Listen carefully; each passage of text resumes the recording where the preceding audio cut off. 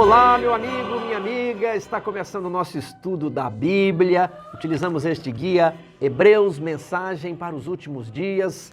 Você é o nosso convidado para estudar o livro de Hebreus. Chegamos ao estudo 6, Jesus, o sacerdote fiel. Antes, eu quero lhe convidar para assistir o nosso vídeo sobre a autoria de Hebreus. Quem escreveu o livro de Hebreus está aqui no canal. Também aqui no canal nós temos o nosso curso Hebreus verso a verso. Ali nós aprofundamos bem mais e seguimos o raciocínio do autor de Hebreus. A lição pula muitas coisas.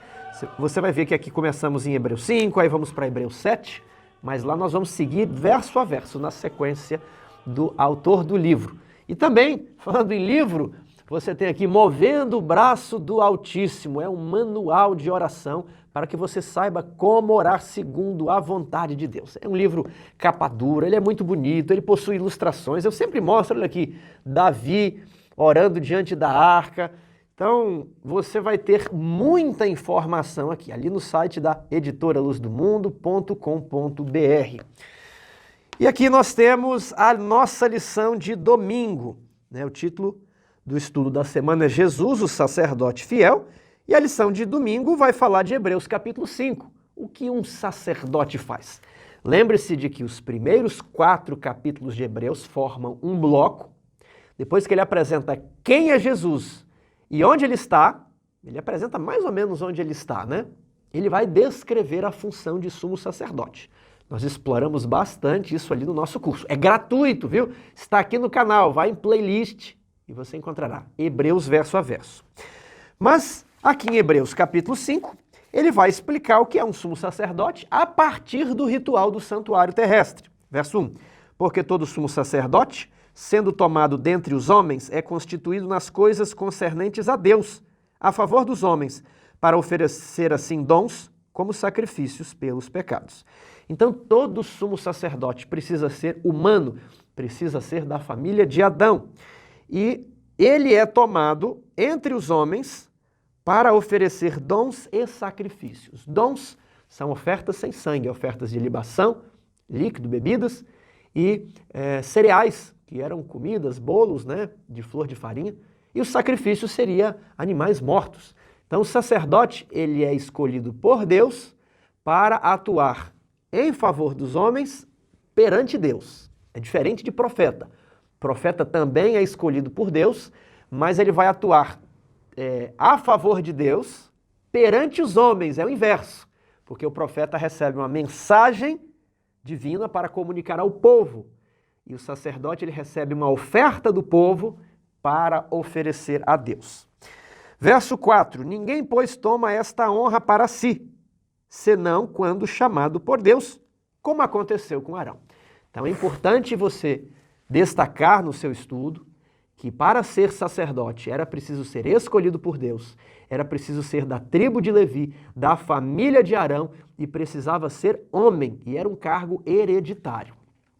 Agora, verso 5, assim também Cristo a si mesmo não se glorificou para se tornar sumo sacerdote. Ele também não pediu, deixa eu ser sumo sacerdote, né? Eu quero ser, eu vou fazer um concurso.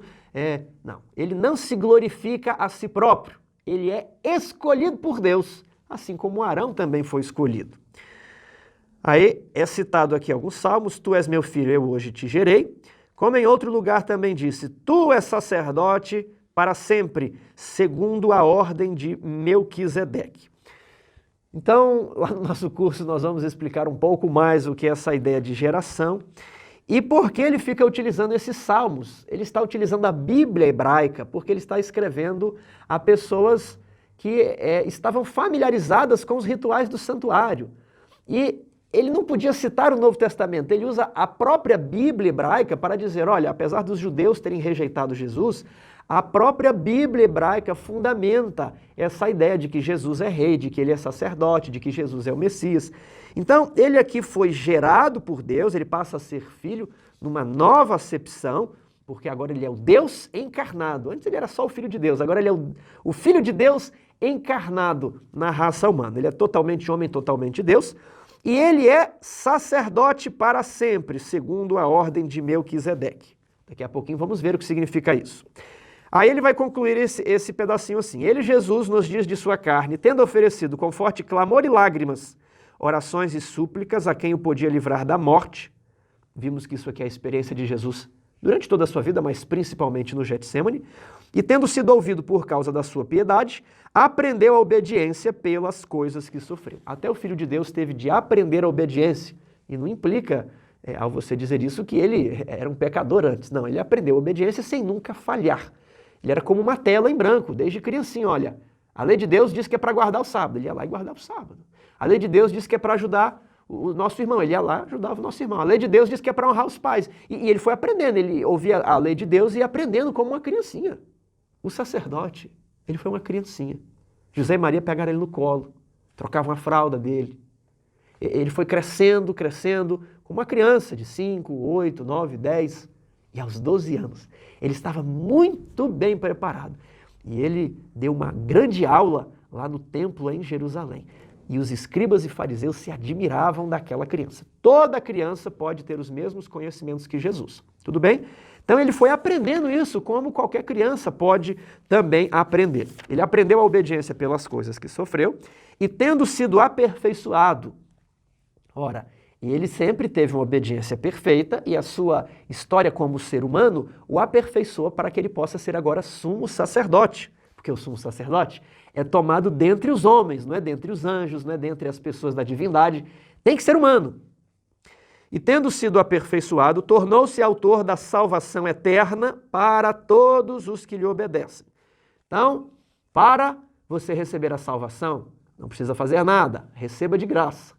Mas para que essa salvação lhe seja confirmada ao final do juízo, você precisa mostrar que a graça mudou a sua vida.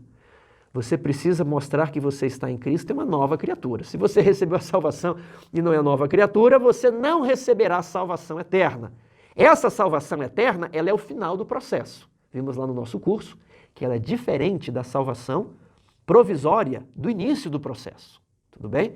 E a salvação eterna do final do processo, onde você vai ser salvo uma vez e salvo para sempre, uma vez salvo, salvo para sempre, isso aqui é quando a sentença for pronunciada pelo juiz de toda a terra. Tudo bem?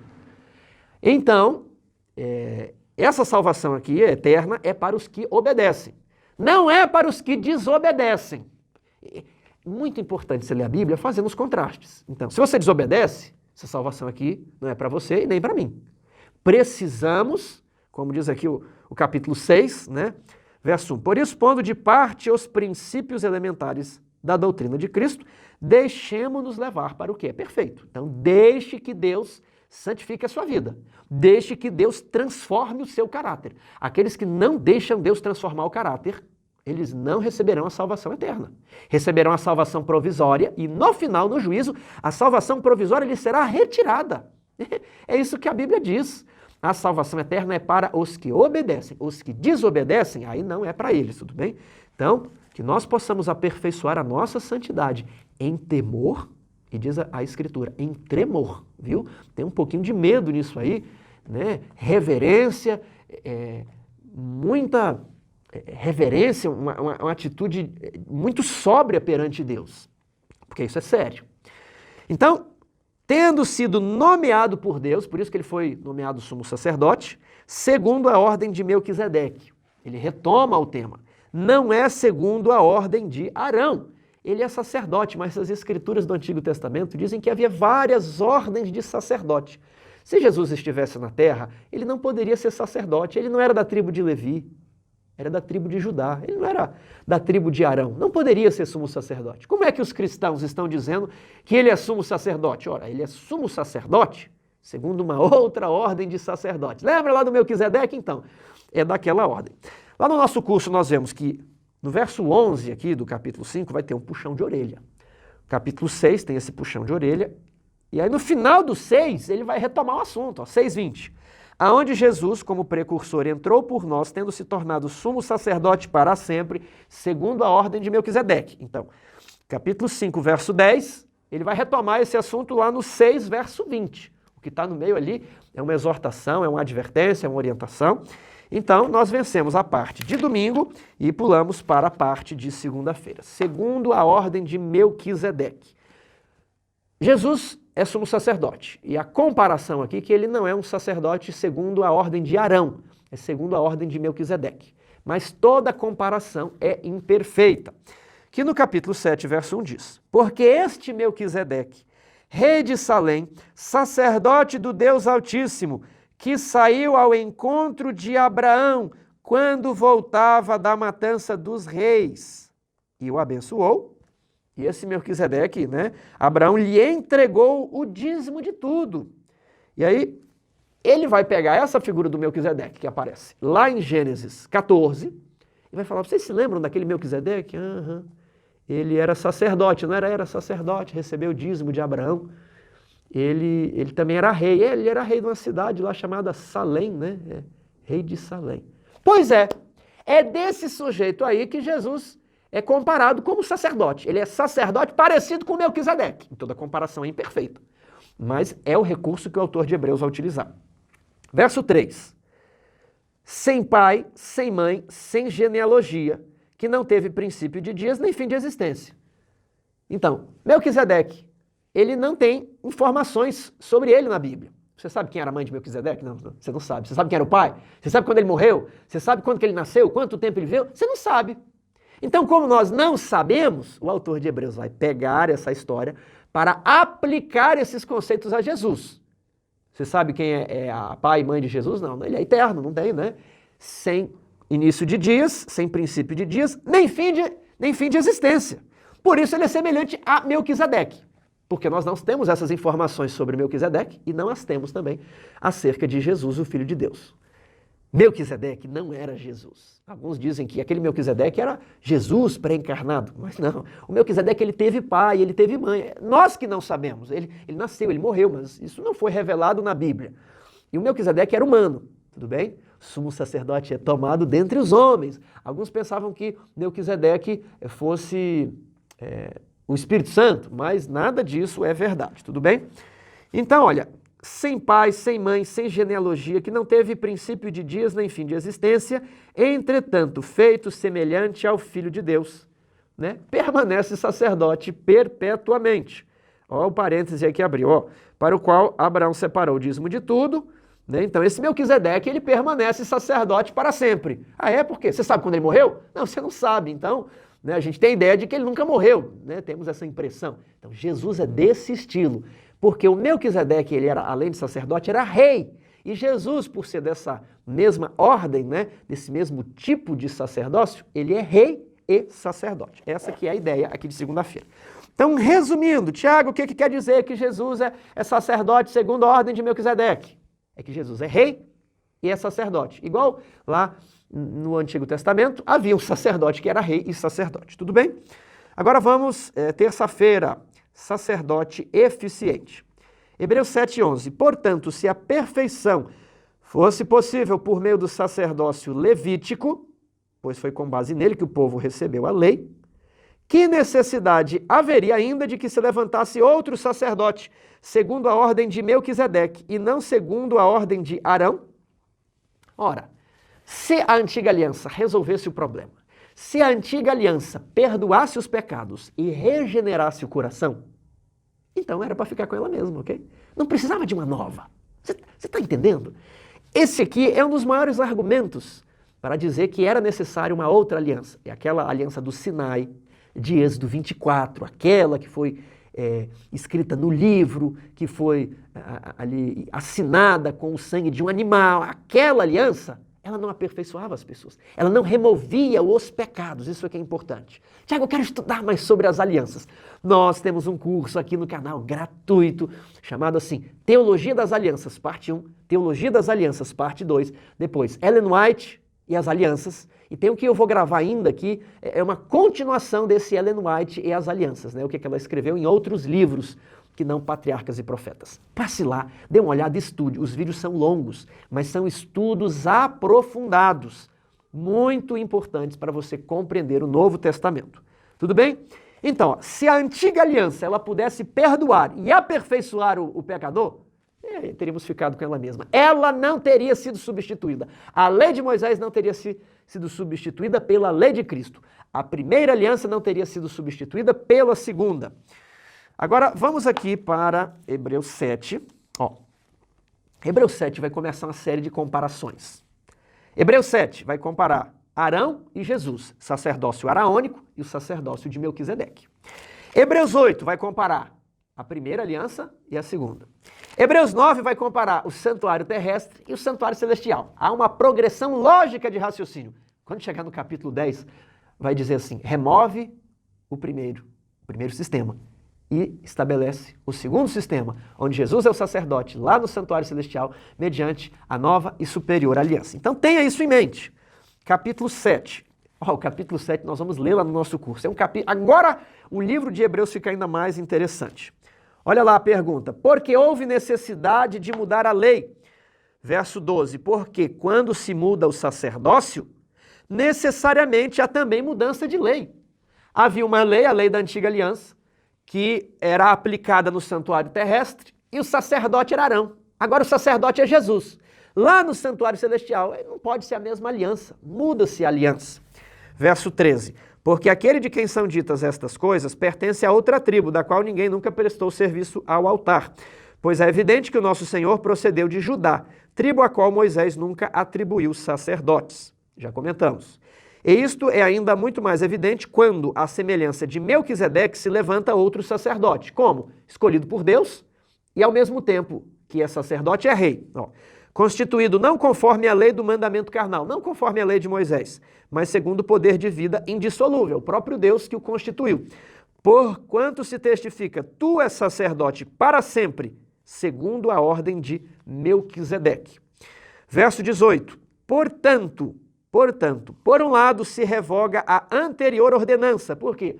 Por causa de sua fraqueza e inutilidade. Ela não podia perdoar os pecados. Ela não regenerava o coração. Lá no nosso curso nós vamos ler lá Êxodo 23, e que diz assim, não perdoarei os seus pecados aqui nessa aliança. O meu anjo irá diante de vós.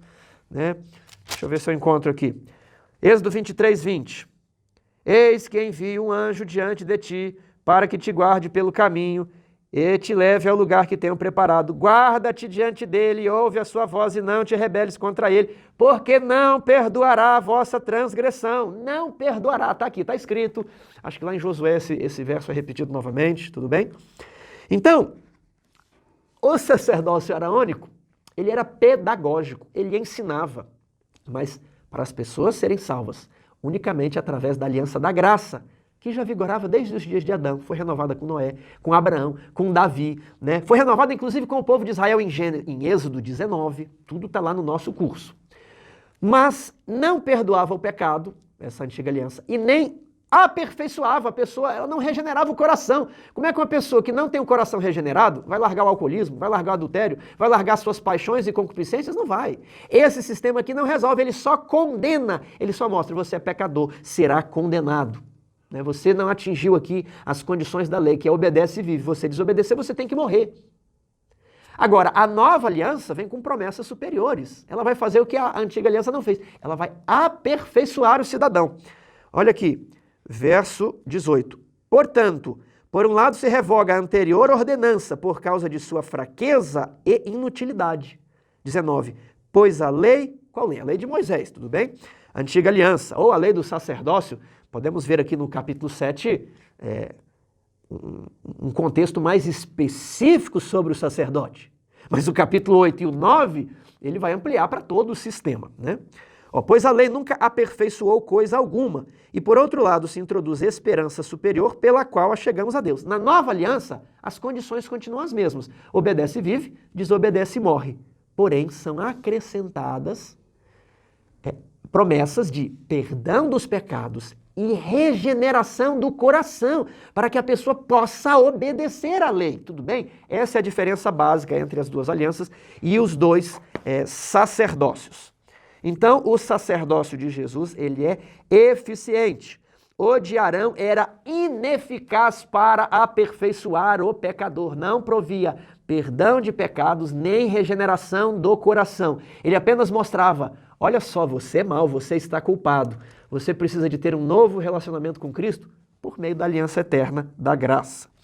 Geralmente, quando se fala do sacerdócio de Cristo, as pessoas só estão lembrando do perdão. Lembre que ele perdoa e aperfeiçoa para que a pessoa possa guardar a aliança, né? Não tem sentido nenhum, ele sempre perdoa e você pula fora da aliança. Ele perdoa e você pula fora da aliança. Não, ele vai perdoar e quer que você permaneça na aliança. Quarta-feira, sacerdote eterno. Foi nomeado pelo próprio Deus, ninguém toma essa honra para si, o que está lá em Hebreus 7,16.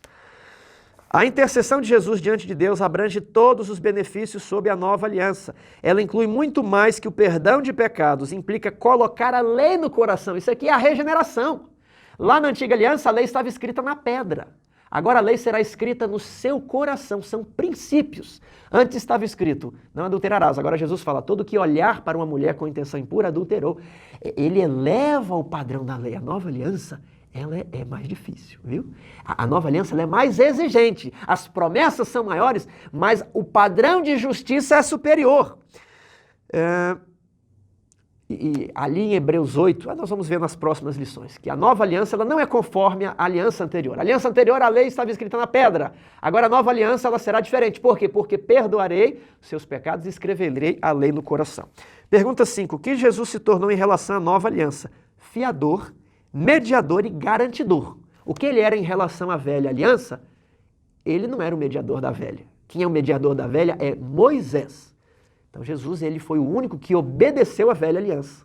E agora ele tem os benefícios da obediência da velha aliança. E ele vai creditar esses benefícios para você na nova aliança. Quinta-feira, sacerdote sem pecado. Leia Hebreus 7,26. Quais são as 5 características de Jesus nessa passagem? Com efeito, nos convinha um sumo sacerdote, assim como este, santo, inculpável, sem mácula, separado dos pecadores e feito mais alto do que os céus, que não tem necessidade, como sumos sacerdotes, de oferecer todos os dias sacrifícios, primeiro pelos seus próprios pecados e depois pelos pecados do povo. Porque fez isto uma vez por todas, quando a si mesmo se ofereceu. Porque a lei constitui sumos sacerdotes a homens sujeitos à fraqueza, mas a palavra do juramento, que foi posterior à lei, constituiu o Filho perfeito para sempre. Tu és sacerdote para sempre. O Senhor jurou e não se arrependerá. Tu és sacerdote para sempre, segundo a ordem de Melquisedeque. É um sacerdote sem pecado. Ele não precisa oferecer sacrifício por si mesmo. Ele pega os seus créditos de obediência à lei, oferece aos outros. E ele, além de sacerdote, é também a oferta. E ele se entrega assim como o cordeiro era entregue para ser morto. Ele é um sacerdote sem pecado. Diferentemente de Arão, ele não deixa o povo solto, ele não deixa o povo frouxo. Veja em Êxodo capítulo 32, dos versos 21 a 25, é o episódio do bezerro de ouro. Arão não se arrependeu. Arão deu uma desculpa esfarrapada para Moisés. Arão disse assim, esse bezerro aí, nem sei, Moisés, eu joguei um negócio no fogo aí, saiu esse bezerro. Acredita? Está escrito aqui, ó. No 32, verso 24. Então, eu lhes disse, respondeu Arão, verso 22, não se acenda a ira do meu Senhor.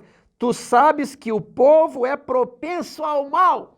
Você sabe que o povo é perverso, eles adulteram mesmo, Moisés. Eles fazem orgia, eles escutam músicas impróprias. O povo é propenso ao mal.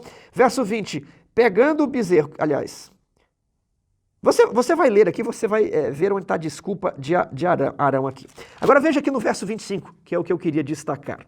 Está no 24, ó. Então eu lhes disse, quem tem ouro, tire-o, deram-mo, e eu lancei no fogo e saiu esse bezerro. Moisés, o povo é assim mesmo, o povo é pecador, o povo é imperfeito, né? Não tem como. Verso 25, vendo Moisés que o povo estava desenfreado, pois Arão o deixara à solta. Então Arão é um sacerdócio que não pode aperfeiçoar o povo. Ele diz, o povo é assim mesmo, é propenso ao mal, o povo é imperfeito e eu não faço nada para mudar a situação. Cuidado, anciãos, pastores, para dar desculpas como Arão deu. Agora, quando vamos para outro sumo sacerdote, que é o sacerdote de Mateus capítulo 26, acompanhe comigo. Mateus 26, 62. Vamos ler do 57. E os que prenderam a Jesus o levaram à casa de Caifás, o sumo sacerdote. Quem é o sumo sacerdote aqui? Caifás, descendente de Arão também, do sacerdócio araônico. Agora vamos para o 62. E levantando-se o sumo sacerdote Caifás, perguntou a Jesus: nada respondes ao que estes depõem contra ti? Jesus, porém, guardou silêncio. E o sumo sacerdote lhe disse: eu te conjuro pelo Deus vivo que nos digas se tu és o Cristo, o Filho de Deus. Tu és meu filho, eu hoje te gerei. Tu és sacerdote para sempre, segundo a ordem de Melquisedeque. Quando Caifás fala a expressão Filho de Deus, ela nos remete a vários salmos citados por Hebreus e que relacionam aquele Filho de Deus com o verdadeiro sumo sacerdote.